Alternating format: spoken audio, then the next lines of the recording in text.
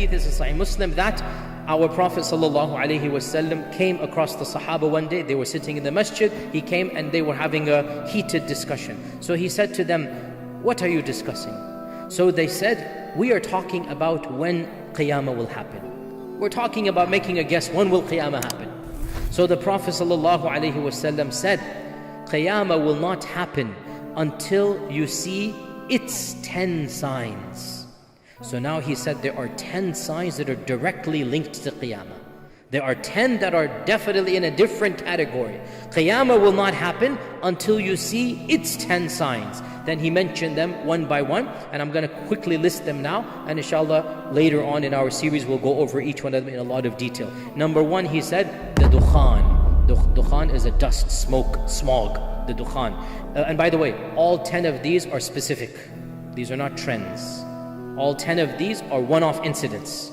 So these 10, it is a clear-cut sign. Something major is going to happen, catastrophic, cataclysmic, and everybody will recognize this is one of those major signs. So number one, the dukhan.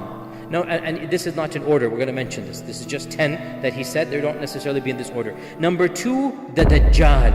And that is a long discussion, we'll talk about that. Number three, the Dabba. And the Dabba is the beast. And he's mentioned in the Quran. Number four, the rising of the sun from the west. So the sun rises in the east, sets in the west. One day it will rise from the west. Number five, Nuzulu Isa ibn Maryam. The coming down of Isa ibn Maryam. Okay, this is a specific incident, and that is not ambiguous at all. Very clear. Number six, Ya'juj and Ma'juj, and the coming of Ya'juj and Ma'juj. Okay, that is a major sign, and we'll talk about them and some of the problems that are raised by this issue. We'll talk about it very frankly when we get to inshallah. Number 7, 8, and 9, 3 zalazil, 3 earthquakes that will shake the world. There's going to be major. This isn't a regional earthquake. These are earthquakes that essentially the world will know it is an earthquake. 3 zalazil that will shake the world. In one hadith, each next one will be bigger than the first one. So it's going to be 3 consecutive earthquakes that are, the whole world will know that there is an earthquake taking place. And then he said, وَآخِرُهُنَّ, the last of these signs, number 10, the last of these signs is a blazing fire that will emanate in Yemen and will force the people towards Ard al-Mahshar, or the land of resurrection. The land of resurrection. The very last sign of Judgment Day will be the fire that will force people to gather in one place, and that will be the end of humanity in that one place, which is going to be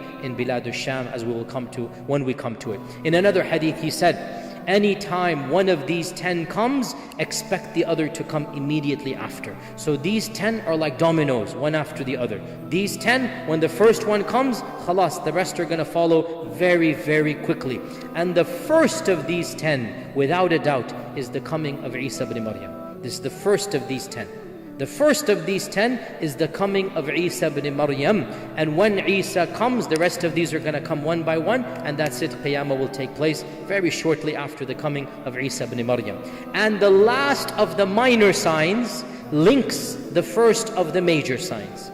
Let me repeat. The last of the minor signs links the first of the major signs. The last of the minor signs is the coming of the Mahdi. The coming of the Mahdi is the last of the minor signs. And the Mahdi will be alive and will interact with the first of the major signs, and that is who? Isa ibn Maryam. So the Mahdi and the Isa will coexist at the same time, same place, interact with one another, and it is literally as if the minor is coming to an end and the major is beginning, and then that's it. The rest will go from there until Qiyamah.